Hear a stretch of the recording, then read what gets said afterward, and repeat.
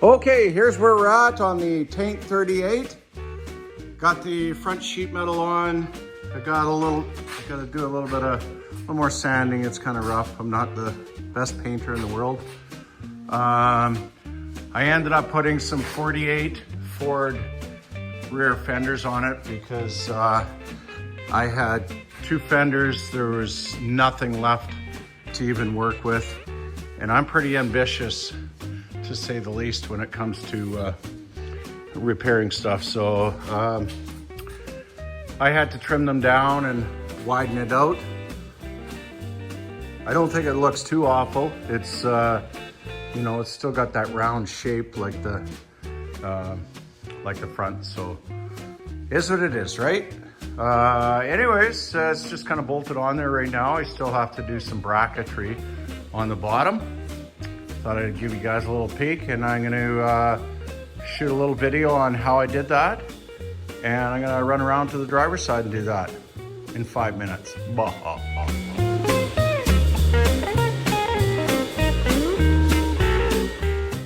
Okay, I've brought the donor fender in from the cold. It's not actually that cold today. We're getting a pretty nice winter this year.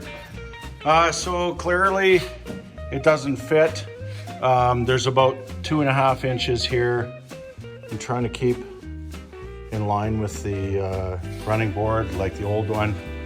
I might add to this that we have to remember the hubs on this are actually Model A hubs that I welded to the wide 5 hubs just out of necessity to get this truck a roller. So the wheels wouldn't be this wide anyways. They'll probably be 1.5 inches inwards. So just special note there. So what I do know from the passenger side is I had to cut along here. Okay. You know, gotta try and square that off. I didn't really have to do anything to the rear part, but I did, like I say, I had to add that piece in. So I thought the best way to do this was to retain the 90 here where it bolts on to the truck box. I'll take it over to the cutting table and give you an idea what I'm talking about. I gotta dry this thing off. It's still got some snow on it and water.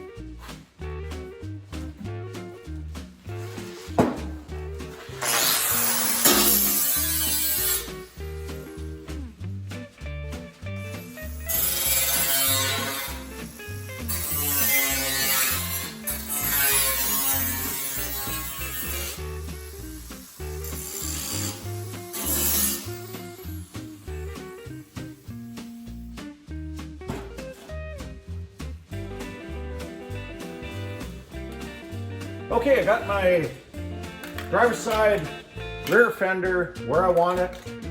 These are the original placement on on this box. I'm going to fill these suckers in. This is actually dropped down a bit.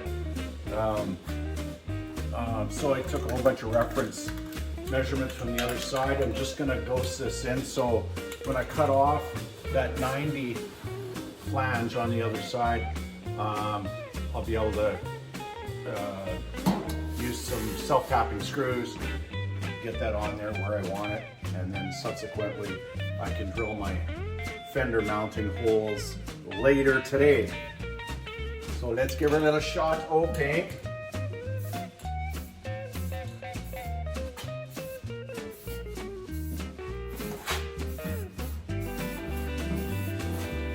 So save me a little bit of grief in the end.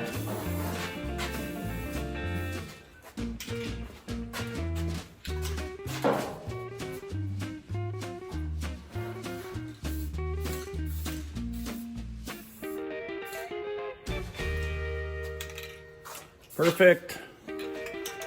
I'm going to take my white marker, make some reference points on here. I did watch another guy's video last night. I'll have to give him credit.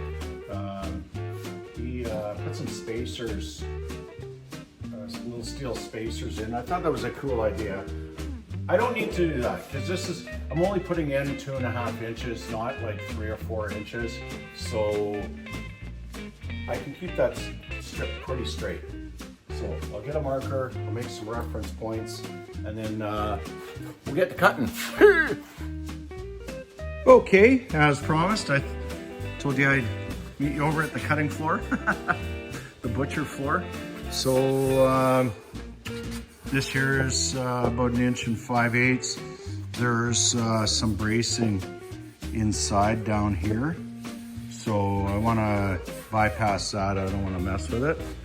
And that'll help retain that shape, obviously.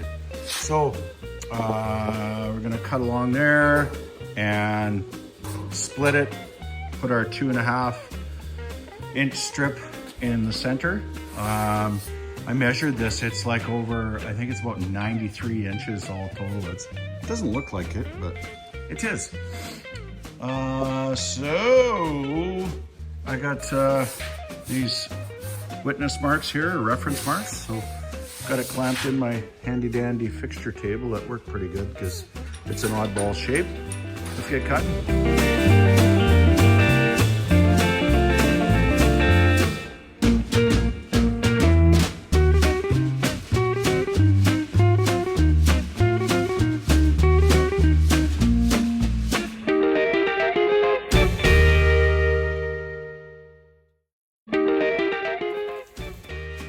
Well, that went pretty good. I had to change blades halfway through. I was kind of getting a little bit crooked, but the least of my worries, right? So I got it pretty straight along here. I am going to put this down and I'm gonna grind off all the jagged edges and crap. That's the last thing I want to do is cut my hand today. Alright, as long as this didn't get messed up, we're good. This is our little template.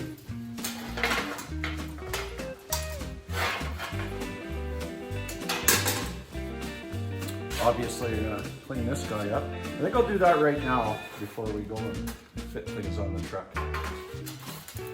Uno momento, por favor. Okay, you can see that little mark I made with the paint. Now I gotta try and get this sucker up here gracefully. Just wanna match it and then kind of get it set in place. And then I'm gonna put some self-tapping screws in there. I need all my hands right now. I forgot my screws.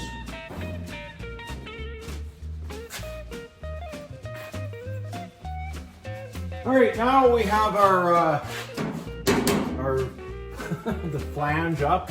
Now I can mark off the mounting holes. Just want to get dead center. then drill them. This way, you don't have to try and hold the fender and try and mark the holes. That sucks. Alright, I'm not going to bore you by drilling all these stupid holes, but the nice thing is about these guys, it's I think it's about a 3/8 bolt, and the hole is probably, I don't know, maybe 5/8, so you got a little bit of leeway for adjustment at the end of the day. Anyways, things are going good. All right, I'm just starting the strip here. I got it bent a little bit. Pretty malleable. This is 16 gauge, so it's not too bad to weld either. Kind of nice. If you can get your bends in, then it's not fighting you the whole time. If you can kind of run the contour of the fender. There, it made sense with big words. Big words for me. So what I do is, once I get it close, I'm going to I'll put some clamps on it, and then I'll actually put those little wee sheet metal clamps on it, so I can butt weld it, because I obviously need that little gap in between these guys. If you take your time on this, boy, what a difference in your life it makes. I think the one I did yesterday, it took me most of the afternoon. There's a lot of figuring, because you don't want to mess it up. Like I say, would have rather using the period correct fenders with that teardrop shape, but I didn't have enough there to actually work with. One was, I could possibly work with it. I was even willing to take, I think it was 38 to 46 fenders had that teardrop shape. Thanks, Brian, my buddy. He let me know that. I was willing to take Chevy, Plymouth, whatever, didn't care. I just wanted that shape. But, you know, I got some Chevy ones that were just as bad, so that's the point. Use what you got, it's free.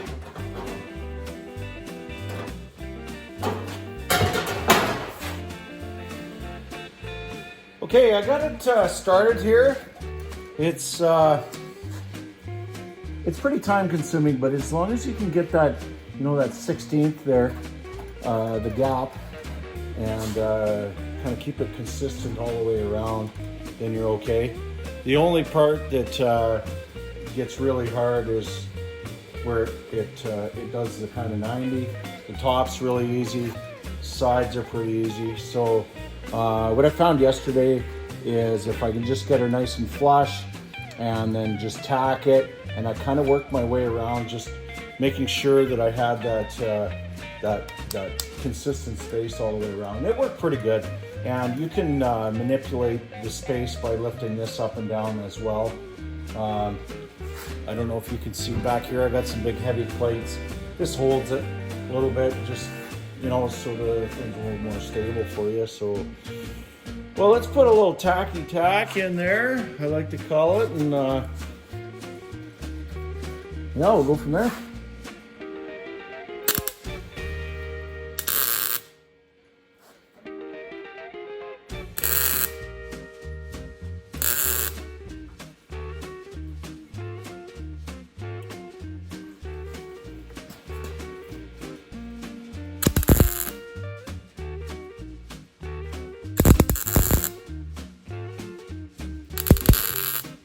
To have a good one right at the start of it. Woo! All right. Now I can continue.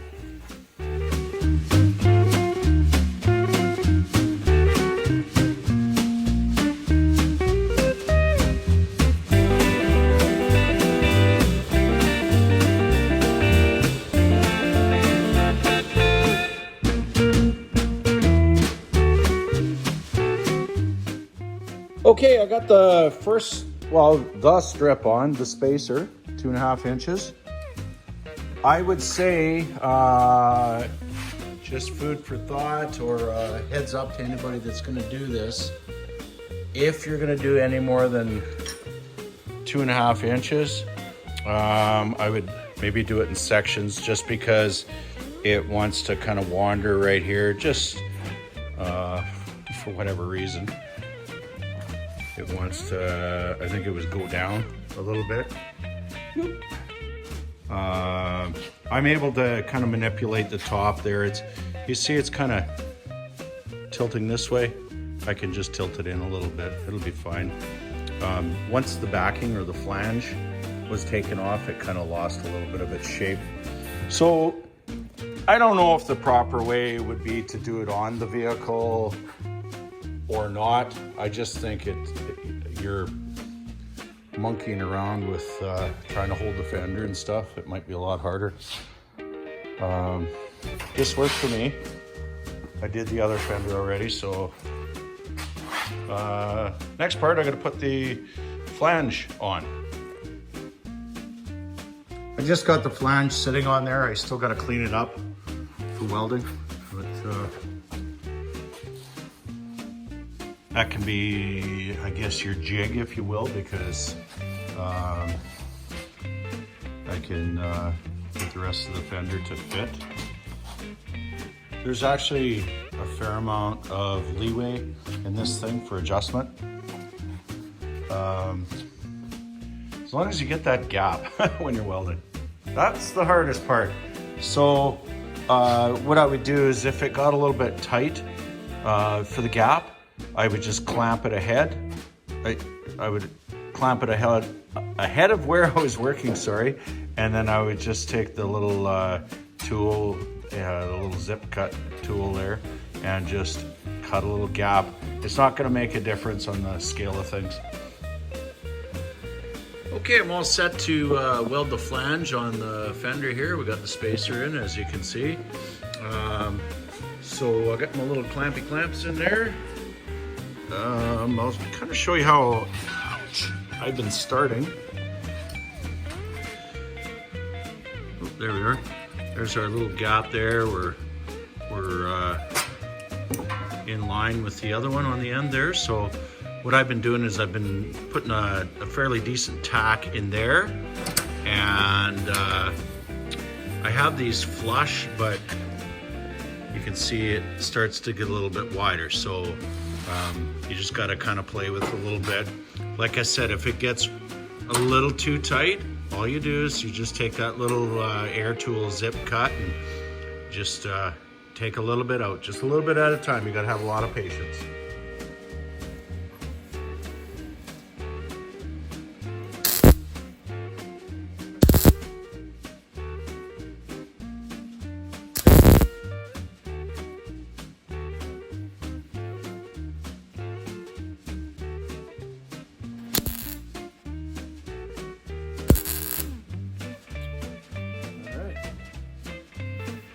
We'll start now. You can leave this in. If it's before the weld, you can leave it in. It doesn't really matter, but so I had that great big gap, and now I don't. It's funny. Funny how she works.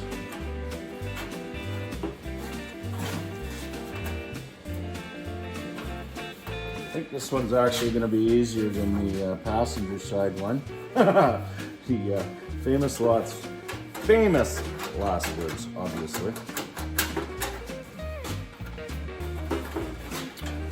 These suckers, boy, when they get stuck in there.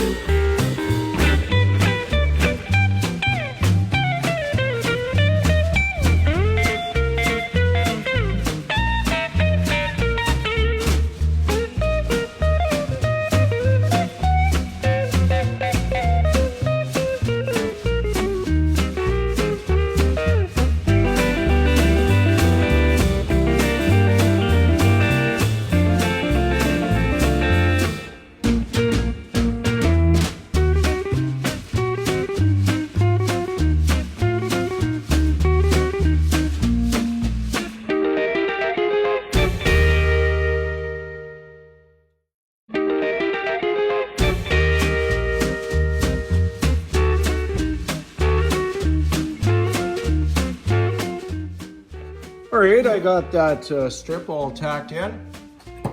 I just gotta finish this back lip here a little bit, just bend it over.